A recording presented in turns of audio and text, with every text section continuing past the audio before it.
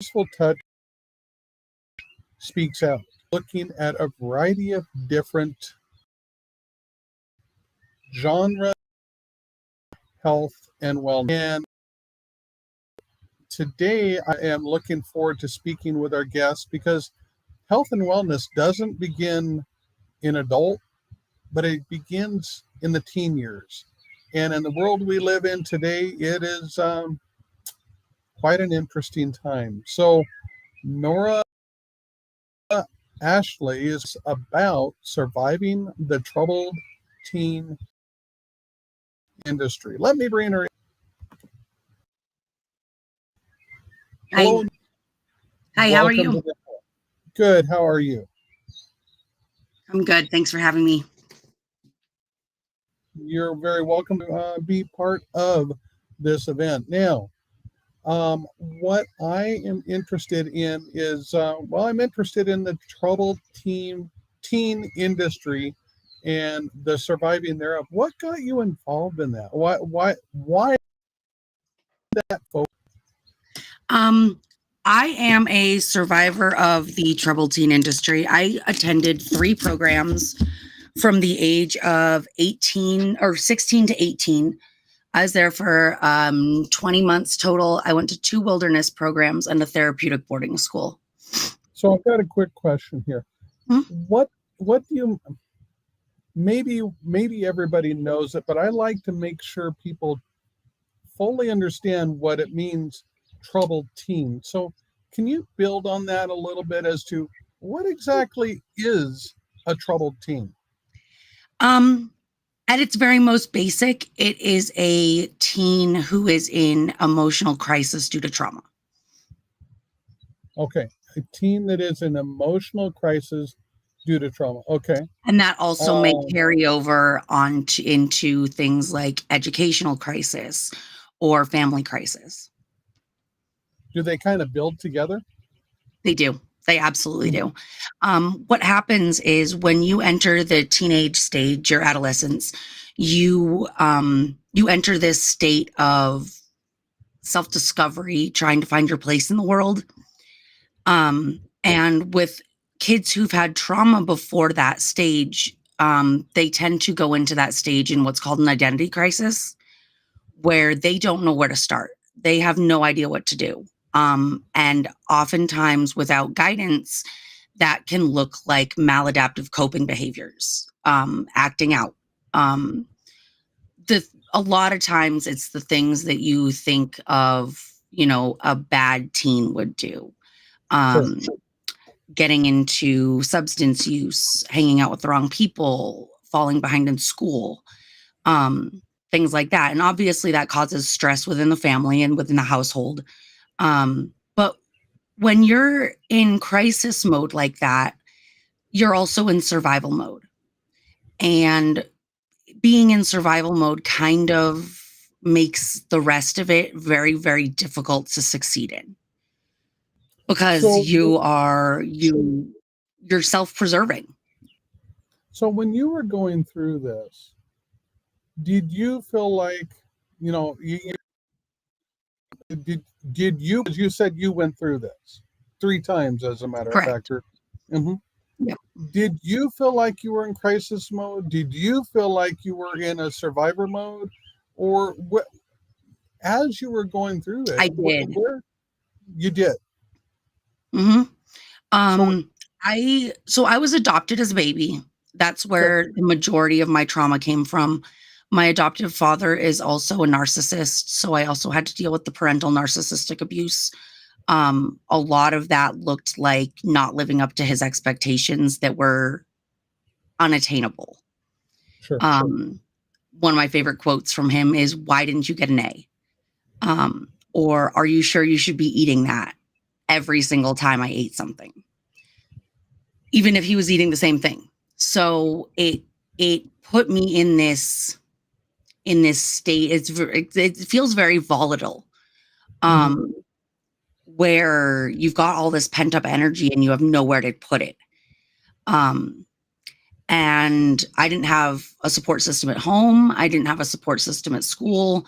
My parents actually switched my school from a public like a regular public high school to a private alternative school that was essentially made for kids who can't succeed or who aren't succeeding in regular schools.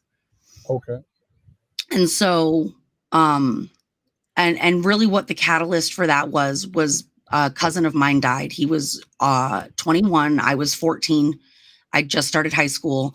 I was just getting into this identity crisis state, which is actually very common with adoptees, because we enter that stage of self-discovery with no foundation. We don't have a family history. We don't have people to look at and say, okay, well, these people who I'm genetically related to struggled with this. What worked for them? So we automatically enter adolescence in an identity crisis. So that's really what I was struggling with is I couldn't, I wasn't finding a place. I didn't have a place at school. I didn't have a place at home. I didn't have a place in a friend group. Because my parents were very controlling. And so with a lot of these kids that I was sent to school with, kids who couldn't succeed in other schools, I wasn't really allowed to spend time with my peers because they were all considered bad influences.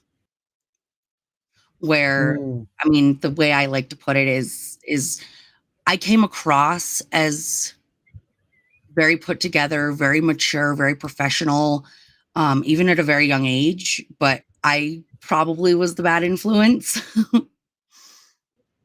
Okay. So what was the turning point for a moment that took you from the troubled teen person into, wait a minute, I think I have a position to reach back and help these troubled teens? How did that out for you? Well, first, it took a lot of healing on my part. One of the tactics that these places use is it's psychological abuse. They break you down in every way, shape, and form. When as soon as you get there, you are told that every problem in your family, everything, all the stress, everything is your fault. Everything is because of what you're doing. And if you don't finish this program, then you're going to end up on the streets dead somewhere.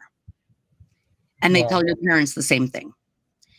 If you don't send your kid to our program, they're going to be dead on the street somewhere. And we can promise to fix everything, every worry that you have about them. That doesn't sound like a good foundation to build a successful future on. It's not. It's really not.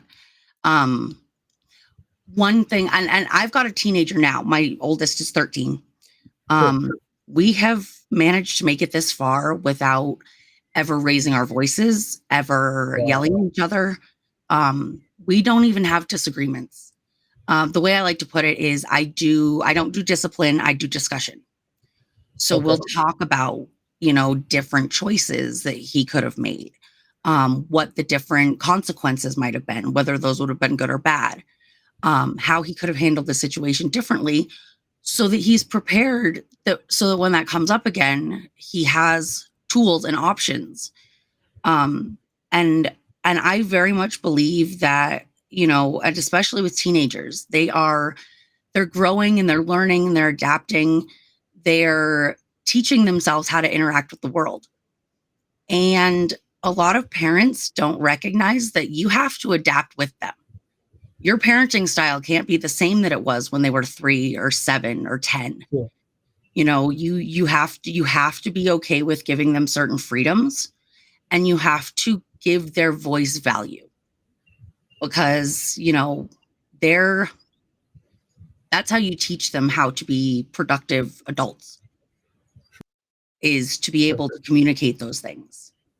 And a lot of parents don't adapt their parenting style. They still have that very heavy-handed, my way or the highway kind of attitude that a toddler would need. They need that structure. They need that discipline, that constant reminder of this is right, this is wrong.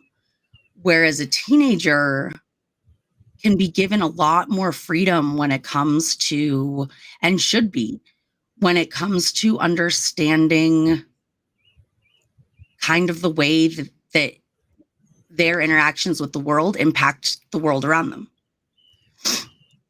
So you have to completely adapt your parenting style as they adapt and grow. Sounds like you're suggesting that parents, while their child is growing, grow themselves. Exactly. Correct. Mhm. Yeah. And a lot of parents don't see that. They think, I'm the adult. I already know everything. And that's Mhm. something that my kids learn very early is I don't know everything. Mhm. But if I don't know the answers, we're going to find answers and we're going to do it together. We're going to, we'll go get online and look. We'll talk to somebody who has a lot of information and knowledge about that.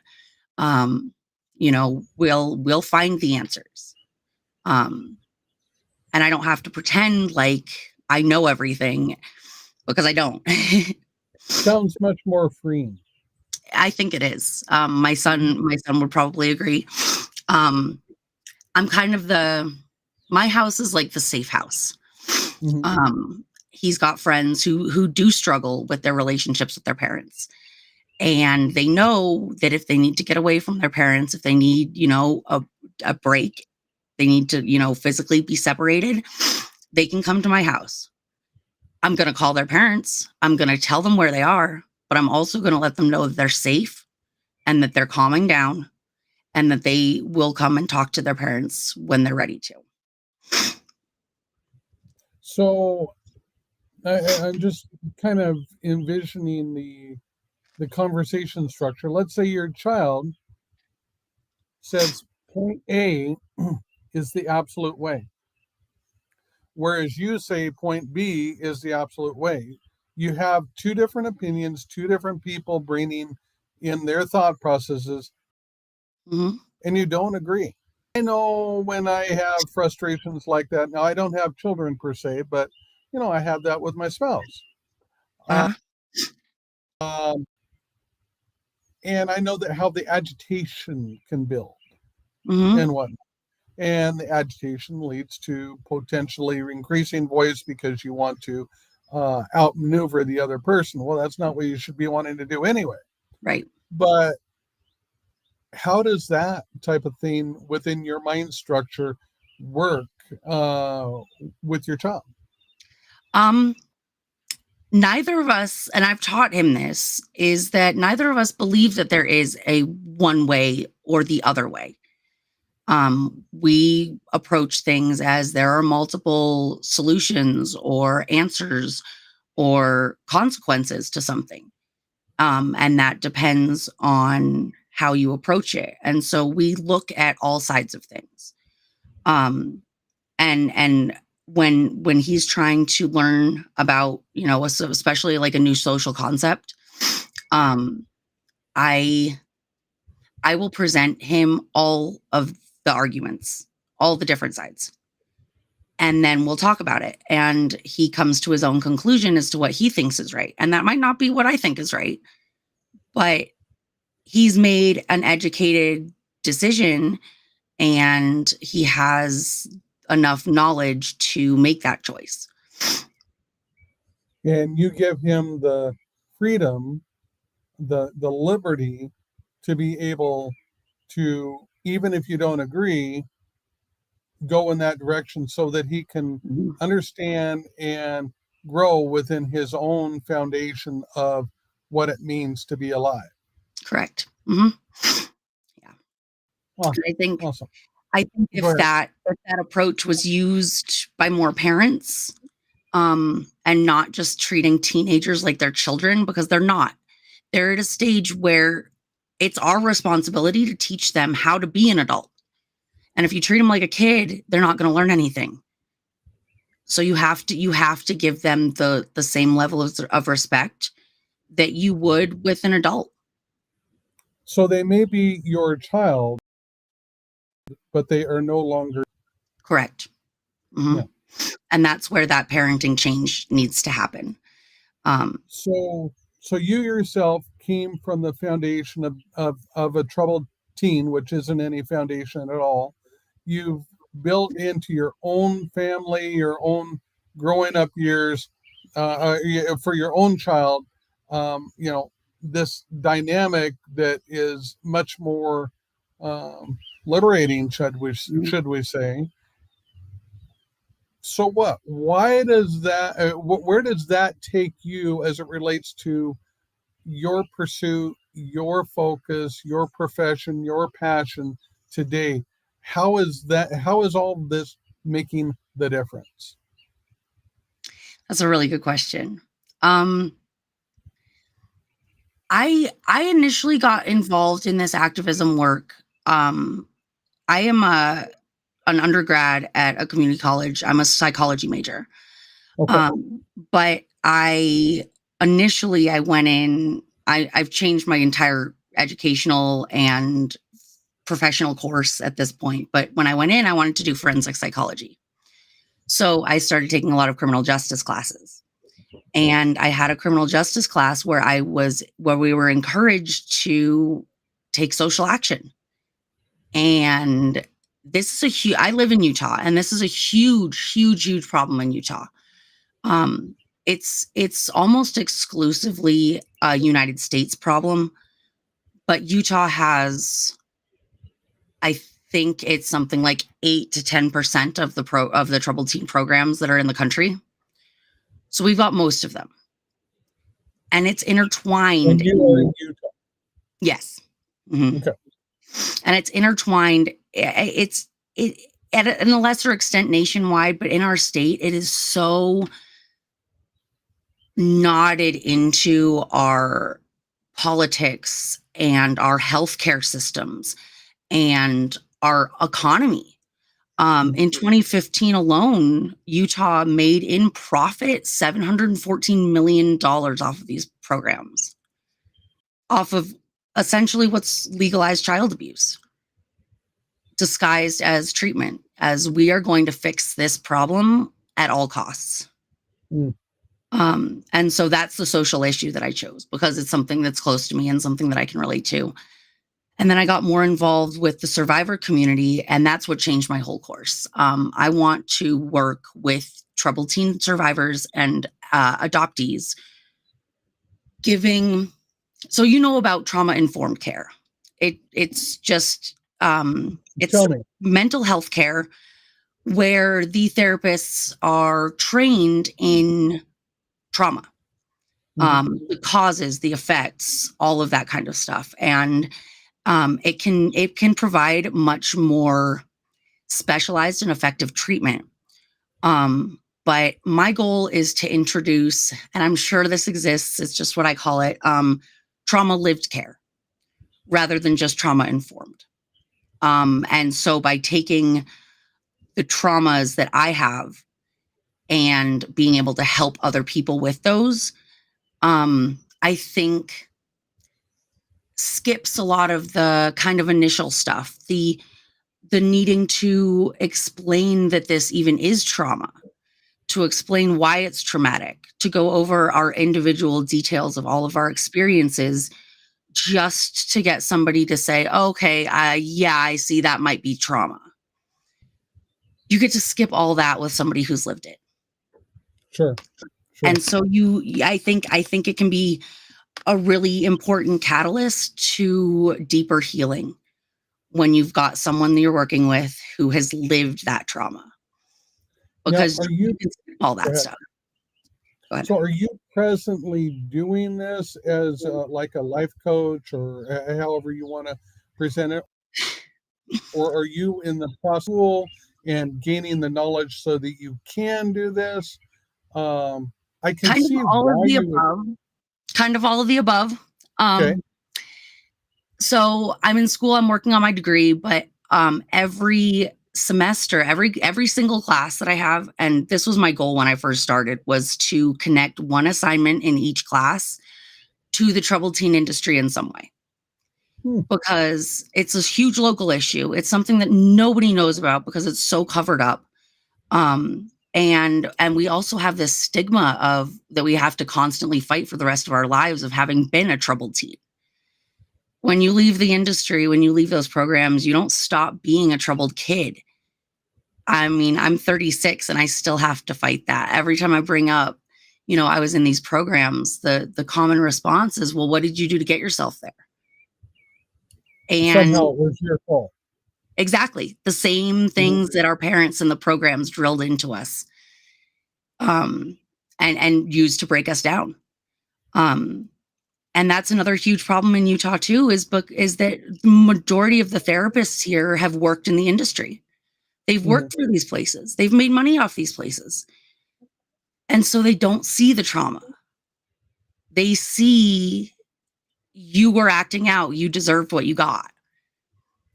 And so, especially for troubled teen survivors, I mean, these places are largely accepted in the whole mental health field as being correct over teenagers or survivors.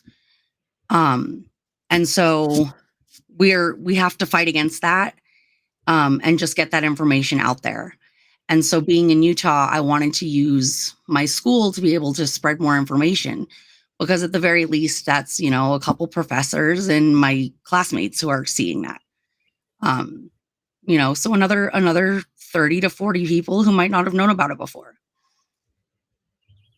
Sure. Now, how far through your schooling piece of this are you at this point? I'm still working on my associates. I've got 2 semesters left. I'm taking it super slow. I've got really bad ADHD, and this is actually my 4th attempt at college.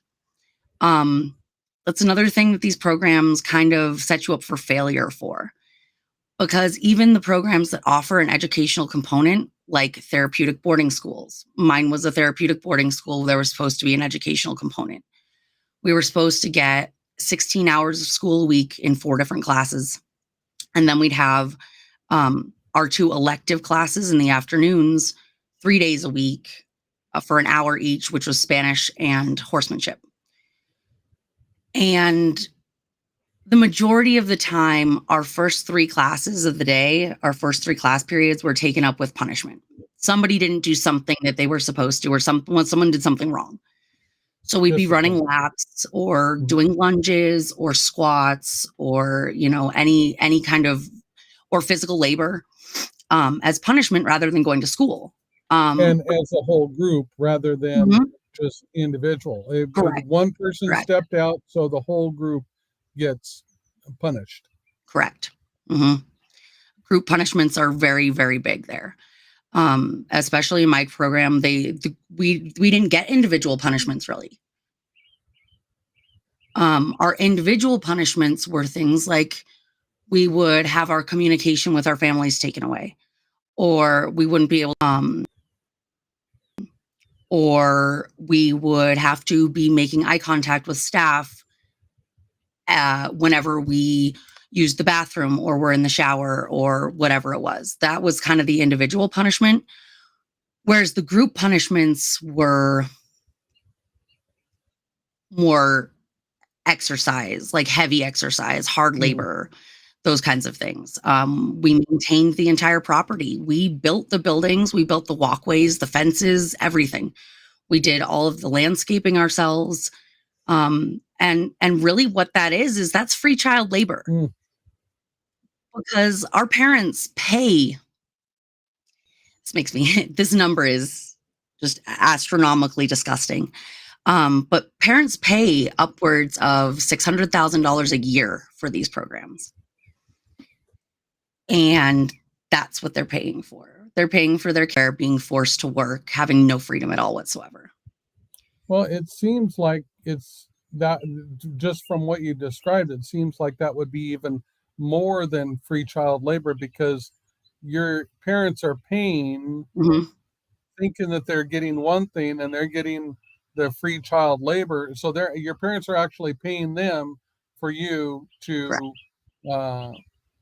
so that's a step beyond that. I would think. Yeah, it is. There have been, since 1976, there have been over 300 kids who have died in these places. 97 of those were due to restraints. The next two most common causes of death were suicide and medical neglect. Utah just had 2 medical neglect cases last year in programs, the latest one being in December. Both parents have filed lawsuits. Both programs are still open and operating as if nothing happened. And they're both medical neglect cases. In the most recent one, a girl had severe stomach pain that had her like on the floor writhing for 6 weeks before they decided to take her to the hospital. And it's all documented. Everything came out in their investigation, and they're still open, and they're about to lift their conditional status, which they put schools on conditional status if something like that happens, like a big incident, usually a death. All they have to do is notify the parents of their current students within 5 days. They can't take new students until the conditional status is lifted, and they have to comply with investigations. So that's all. That's the only consequence these places get, and fines. But when you're getting, when you're getting $500,000 a year per student, and even if you got 20 students, that's what, $10 million Right. in a year. So, yeah. So it's nothing to them. And even with the documented evidence of every single symptom she had, every time she asked for help, every time she was denied medical care, there's still no consequences. Nobody has been arrested. Nobody's gone to jail. Nobody's going to, because that's not what happens in these cases. If people are arrested, charges are usually dropped very quickly. And if they do make it to trial, they're almost always acquitted. A really sad fact is that in a lot of these cases, lawsuits were filed. Many of them were dismissed. And in the cases that parents were awarded monetary value for their child's life, the max amount that has been publicly reported was $700,000. They didn't even get their money back. And that's especially if you consider the 10 million you were just talking about. Yeah. What's 700? Yeah, it's nothing. So looking down the pike for you, Nora, 5, 10 years from now, where do you hope to take this? Where do you hope to be? What is your vision? One thing that's been really incredible to watch in the survivor community over the last couple of years is the growth and the ability that we have to work together. So right now, there's like little pockets of survivors, really small groups who are kind of working in different areas, different aspects of industry reform. So we've got some people working on legislation. Paris Hilton is involved with that. She passed a whole bunch of legislation in Utah, which unfortunately, even with the laws on the books, Taylor Goodridge, the girl that passed away in December at Diamond Ranch Academy in Hurricane, Utah, sorry, I just lost my train of thought. With her, none of those laws made a difference. None of those laws that they put in place, and a lot of them are very, very specific. They target very specific abuses. Things like repetitive running or exercise will not be used as punishment. In my school, they use that a lot. They're still using it, even though laws have been on the books for 2 years. Right now, Paris, I know, is working with a woman named Caroline Cole and a woman named Chelsea Maldonado on congressional legislation. And there's a whole lot of drama and controversy with that. But so we've got people working on legislation. We've got people who are kind of spreading awareness. We've gotten a lot of survivors in the last year have published books about their experiences. So everyone's kind of doing their own little thing right now. But in the next 5 to 10 years, 5, I would say probably closer, judging by the growth of the movement, we will see total industry reform. And what that really is going to look like, because parents are always going to look for residential care when they can't handle their kids. We can't just abolish the industry. We have to reform it. We have to change it. What we need to do is we need to look at what other countries have done with residential care for youth, because they've done it right and they've done it well. And they have, studies coming out every couple of years from England and Australia and the Netherlands, places like that, that are saying that the formula for these programs that we're using in the US is not effective, and it's traumatic and it's damaging. So, we need to look at that, and we need to reform our entire mental health care system. I mean, I'd say in general, but in this case, specifically for youth. And I want to be part of that as much as I can. But my personal focus is getting my degree so that I can work with survivors and help them heal from the trauma. Awesome. So we do have people listening into this today, and I just wanted to mention that if you have questions for Nora and whatnot that you would like me to bring forward, just go ahead and enter them in the chat. I'm watching the chat, and obviously this is an important issue that affects many, and affects many that are going to be the adults of tomorrow, affects many that are going to be the ones we turn to for leadership tomorrow. So, whole situation as in health and wellness, because no matter whether you're talking, I can definitely see mental health here, but if you're not feeling accepted and connected in a way in the teen years, isn't that going to lead you to make unhealthy bodily choices too? Mm-hmm. So I definitely see how that is of significant income. So with all that put together, and number one, I just wanted to say, thank you for being a voice to those that are unheard. Thank I really you. appreciate that. That's kind of my goal. I have a Discord survivor or a Discord channel or server for survivors. Right now, we've got people in there who survived programs from the 1970s. I've got one kid in there who is actually local. I hang out with him.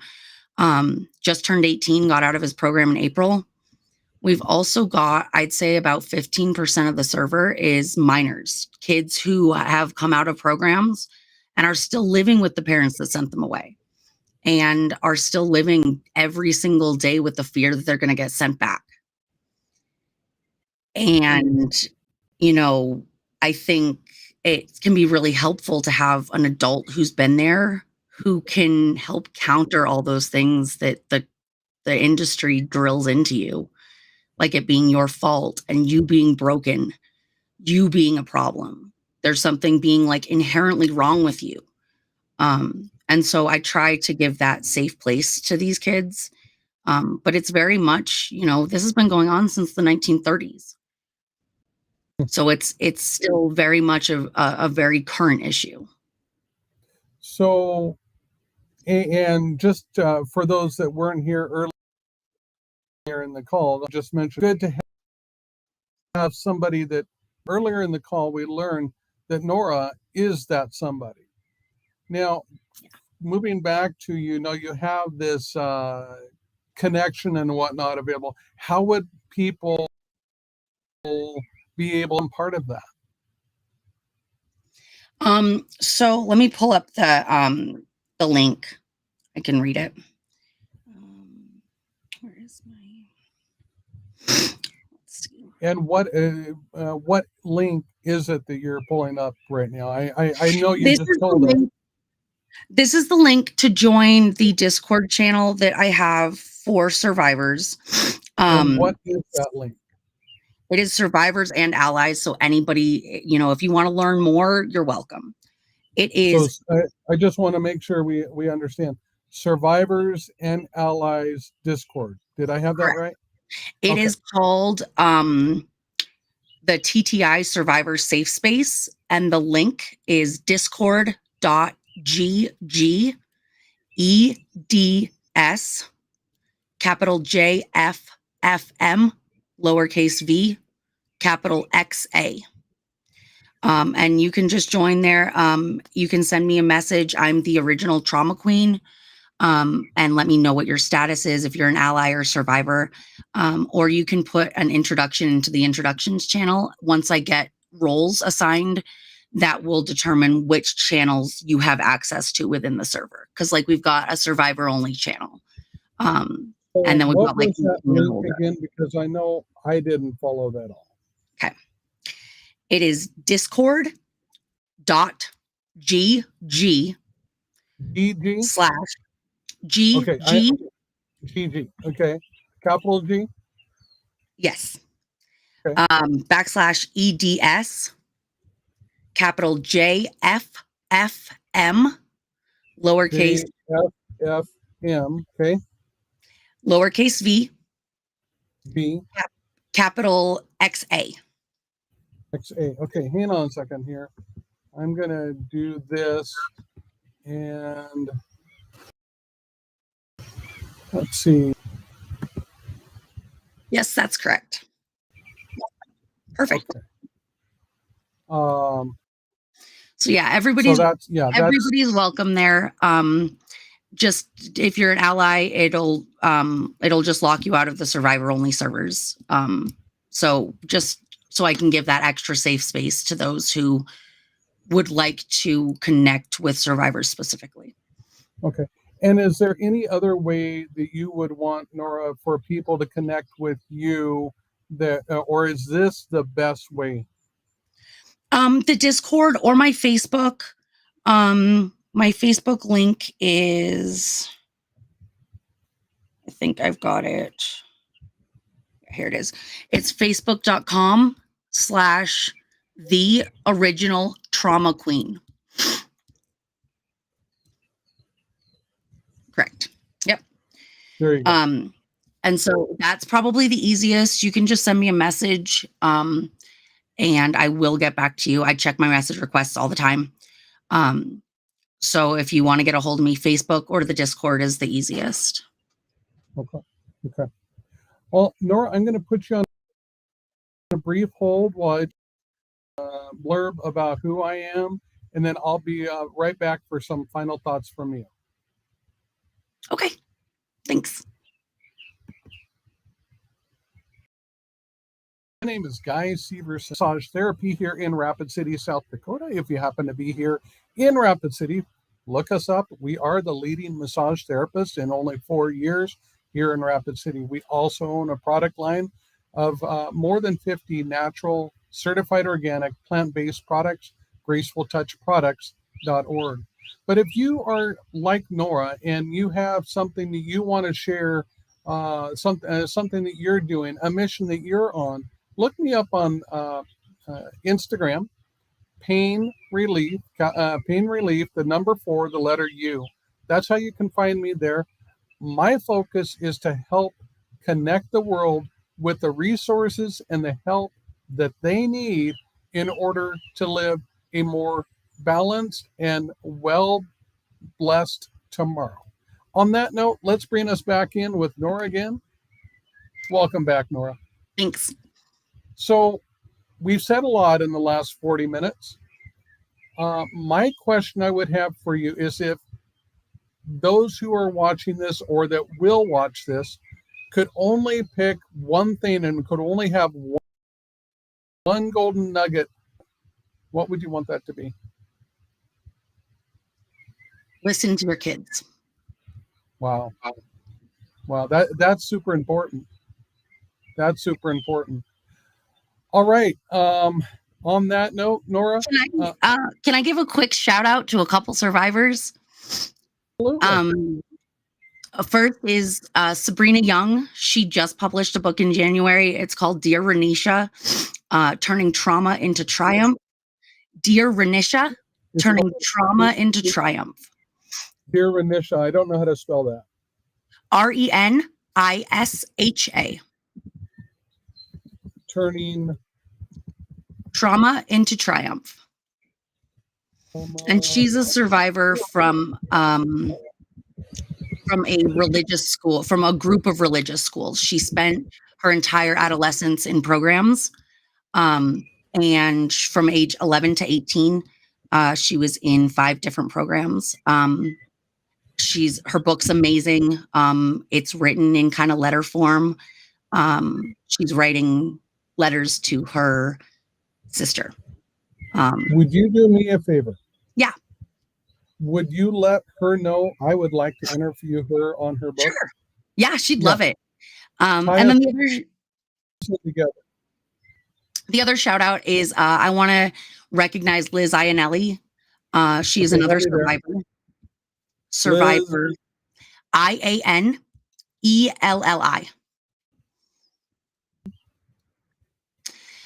She is also she's on TikTok, Survivor 993. And her book, ICU Survivor, is coming out August, I believe it's August 29th. It's available for pre-order on Amazon. Another incredible book. Again? That's called ICU Survivor.